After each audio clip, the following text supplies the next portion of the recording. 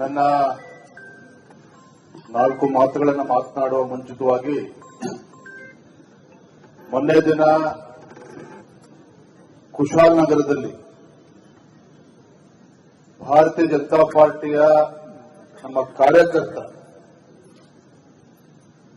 ಏನು ಈ ಭ್ರಷ್ಟ ಕಾಂಗ್ರೆಸ್ ಸರ್ಕಾರದ ಮತ್ತು ಅಲ್ಲಿ ಸ್ಥಳೀಯ ಕಾಂಗ್ರೆಸ್ ಶಾಸಕರ ಒಂದು ವೈಫಲ್ಯಗಳನ್ನ ಎತ್ತಿಡತಕ್ಕಂಥ ನಿಟ್ಟಿನಲ್ಲಿ ಹೋರಾಟವನ್ನು ಮಾಡತಕ್ಕಂಥ ಸಂದರ್ಭದಲ್ಲಿ ಸ್ಥಳೀಯ ಶಾಸಕರ ಒಂದು ಅಟ್ಟಹಾಸಕ್ಕೆ ಪೊಲೀಸರ ಒಂದು ದಬ್ಬಾಳಿಕೆಗೆ ತನ್ನ ಪ್ರಾಣವನ್ನ ಕಳೆದುಕೊಂಡಿದ್ದಾನೆ. ಆ ವಿನಯ್ ಸೋಮಯ್ಯ ಅವರ ಆತ್ಮಕ್ಕೆ ಶಾಂತಿ ಸಿಗಲಿ ಮತ್ತೆ ಅವರ ಕುಟುಂಬಕ್ಕೆ ಅವನ ಅಗಲಿಕೆಯ ನೋವನ್ನು ತಡಿತಕ್ಕಂಥ ಶಕ್ತಿಯ ಭಗವಂತ ದಯಪಾಲಿಸಲಿ ಅಂತ ಹೇಳಿ ನಾನು ಭಗವಂತನ ಪ್ರಾರ್ಥನೆ ಮಾಡ್ತೇನೆ. ಒಂದು ನಿಮಿಷ ನಾವೆಲ್ಲರೂ ಕೂಡ ಎದ್ದು ನಿಂತು ಗೌರವನ ಸಲ್ಲಿಸೋಣ.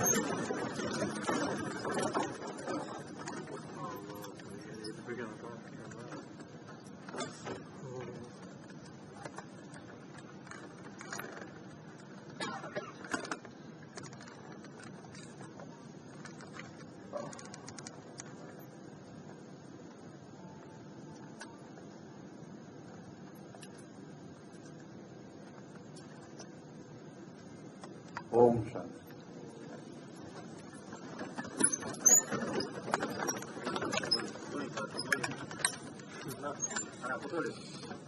ಸರ್ವರಿಗೂ ರಾಮನವಮಿಯ ಶುಭಾಶಯಗಳನ್ನ ಕೋರ್ತಾ ಭಾರತೀಯ ಜನತಾ ಪಾರ್ಟಿಯ ಸಂಸ್ಥಾಪನಾ ದಿನ ಈ ಒಂದು ಶುಭ ದಿನದಂದು ವೇದಿಕೆ ಮೇಲೆ ಆಸೀನರಾಗಿರ್ತಕ್ಕಂಥ ನಮ್ಮೆಲ್ಲರ ಹಿರಿಯರು, ರೈತ ನಾಯಕರು, ಹೋರಾಟಗಾರರು, ಮಾಜಿ ಮುಖ್ಯಮಂತ್ರಿಗಳಾಗಿರ್ತಕ್ಕಂಥ ಸನ್ಮಾನ್ಯ ಶ್ರೀ ಬಿಎಸ್ ಯಡಿಯೂರಪ್ಪನವರೇ,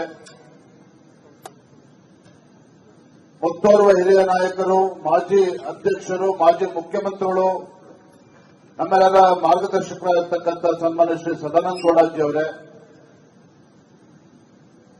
ವಿಧಾನ ಪರಿಷತ್ನಲ್ಲಿ ವಿರೋಧ ಪಕ್ಷದ ನಾಯಕರಾಗಿ ಬಹಳ ಸಮರ್ಥವಾಗಿ ಕಾಂಗ್ರೆಸ್ ಸರ್ಕಾರವನ್ನ ಕಟ್ಟೆ ಹಾಕ್ತಕ್ಕಂಥ ನಿಟ್ಟಿನಲ್ಲಿ ಯಶಸ್ವಿಯಾಗಿರ್ತಕ್ಕಂಥ ಹಿರಿಯರಾಗಿರ್ತಕ್ಕಂಥ ಚಲವಾದಿ ನಾರಾಯಣ ಸ್ವಾಮಿ ಅವರೇ, ವಿಧಾನ ಪರಿಷತ್ ಸದಸ್ಯರು, ಮಾಜಿ ಸಚಿವರು, ರಾಷ್ಟ್ರೀಯ ಪ್ರಧಾನ ಕಾರ್ಯದರ್ಶಿಗಳಾಗಿ ಪಕ್ಷದ ಸಂಘಟನೆಯನ್ನ ಮಾಡಿಕೊಂಡು ಬರ್ತಾ ಇರ್ತಕ್ಕಂಥ ಹಿರಿಯರಾಗಿರ್ತಕ್ಕಂಥ ಸಿಟಿ ರವಿ ಅವರೇ,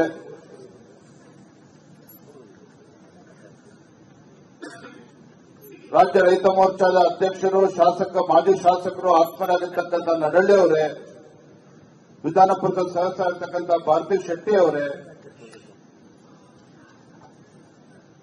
ಪಕ್ಷದ ಎಲ್ಲ ಹಿರಿಯ ಮುಖಂಡರೇ, ಶ್ರದ್ಧೆ ತಾಯಂದಿರೇ, ನಮ್ಮ ಮಾಜಿ ವಿಧಾನ ಪರಿಷತ್ ಸದಸ್ಯರಾಗಿರ್ತಕ್ಕಂಥ ಮಹಂತೇಶ್ ಕೌಂಟಗಿಮಠ್ ಅವರು ಕೂಡ ಇದ್ದಾರೆ, ವಿಶ್ವನಾಥ್ ಪಾಟೀಲ್ ಅವರು ಮಾಜಿ ಶಾಸಕರು ಬೈಲಹೊಂಗಲ ಅವರು ಕೂಡ ಇದ್ದಾರೆ, ನಮ್ಮ ಬೆಂಗಳೂರು ಮಹಾನಗರದ ಅಧ್ಯಕ್ಷ ಆಗಿರ್ತಕ್ಕಂಥ ಸಪ್ತಗಿರಿ ಗೌಡರು, ಹರೀಶ್ ಗೌಡರು, ಪಕ್ಷದ ಎಲ್ಲ ಮುಖಂಡರು, ಶ್ರದ್ಧೆ ತಾಯಂದಿರೇ, ಪತ್ರಿಕಾ ಹಾಗೂ ಮಾಧ್ಯಮದ ಸ್ನೇಹಿತರೆ,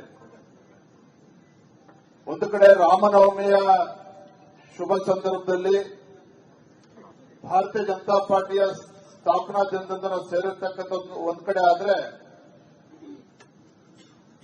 ರಾಮೇಶ್ವರಂನಲ್ಲಿ ದೇಶದ ಹೆಮ್ಮೆಯ ಪ್ರಧಾನಮಂತ್ರಿಯವರು ರಾಮನವಮಿ ಎಂದೇ ನೂತನ ರಾಮ ಸೇತುವಿನ ಉದ್ಘಾಟನೆ, ಅಂದ್ರೆ ಸುಮಾರು 2.5 ಕಿಲೋಮೀಟರ್ ಗಾತ್ರದೊಂದು ರೈಲ್ವೆ ಹೊಸ ಯೋಜನೆಯನ್ನ ಇವತ್ತು ಲೋಕಾರ್ಪಣೆಯನ್ನು ಕೂಡ ಇವತ್ತು ಮಾಡ್ತಾ ಇದ್ದಾರೆ. ತುಂಬಾ ಸಂತೋಷ ತರ್ತಕ್ಕಂಥ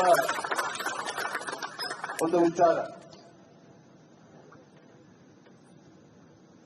ಅನೇಕ ಹಿರಿಯರು ಇವತ್ತು ಮಾತನಾಡಿದ್ದಾರೆ. ಮಾಜಿ ಮುಖ್ಯಮಂತ್ರಿಗಳಾಗಿರ್ತಕ್ಕಂಥ ಸದಾನಂದ ಗೌಡರು ಮಾತನಾಡ್ತಾ ಇದೊಂದು ಪವಿತ್ರ ದಿನ ಅಂತ ಹೇಳಿ ಉಲ್ಲೇಖ ಮಾಡಿದ್ದಾರೆ.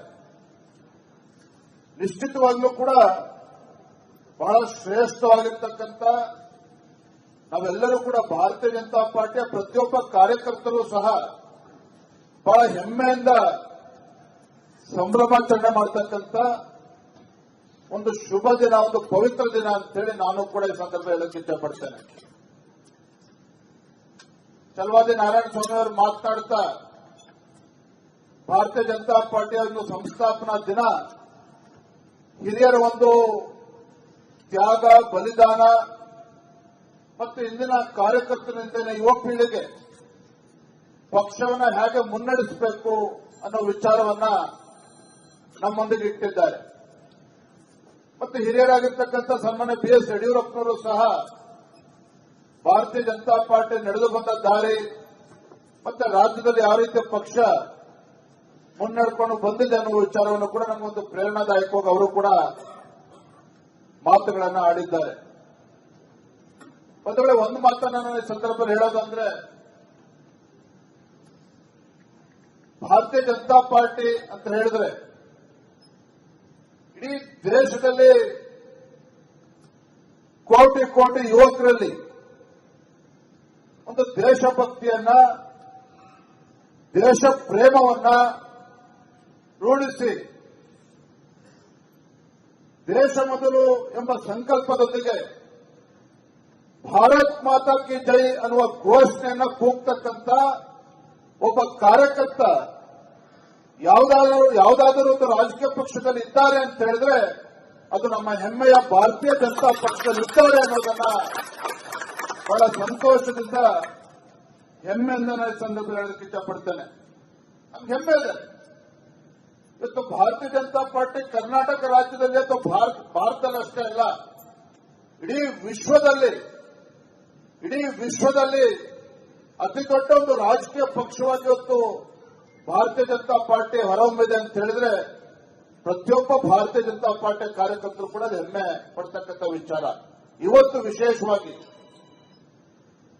ನಮ್ಮ ಪಕ್ಷದ ಸಂಸ್ಥಾಪನಾ ದಿನ, ನಮ್ಮ ರಾಷ್ಟ್ರೀಯ ಅಧ್ಯಕ್ಷರು ಜಗತ್ ಪ್ರಕಾಶ್ ನಡ್ಡಾಜಿಯವರ ಅಪೇಕ್ಷೆಯಂತೆ ನಮ್ಮ ರಾಜ್ಯದಲ್ಲಿ, ನಮ್ಮ ದೇಶದಲ್ಲಿ ಇವತ್ತು ಪ್ರತಿಯೊಬ್ಬ ಕಾರ್ಯಕರ್ತರು ಸಹ, ಎಲ್ಲ ಶಾಸಕರು, ಸಂಸದರು, ವಿಧಾನ ಪರಿಷತ್ ಸದಸ್ಯರು, ಎಲ್ಲ ಜನಪ್ರತಿನಿಧಿಗಳು ಹಳ್ಳಿಯಿಂದ ದಿಲ್ಲಿಯವರೆಗೆ ಪ್ರತಿಯೊಬ್ಬ ಭಾರತೀಯ ಜನತಾ ಪಾರ್ಟಿ ಕಾರ್ಯಕರ್ತ ತನ್ನ ಮನೆಯ ಮೇಲೆ ಭಾರತೀಯ ಜನತಾ ಪಾರ್ಟಿಯ ಧ್ವಜವನ್ನು ಹಾರಿಸೋದ್ರ ಮುಖೇನ ಬಹಳ ಸಂಭ್ರಮದಿಂದ ಸಂಸ್ಥಾಪನಾ ದಿನವನ್ನ ಆಚರಣೆ ಮಾಡಿದ್ದಾರೆ ಅನ್ನೋದನ್ನ ಈ ಸಂದರ್ಭದಲ್ಲಿ ಹೇಳಲಿಕ್ಕೆ ಇಷ್ಟಪಡ್ತೇನೆ.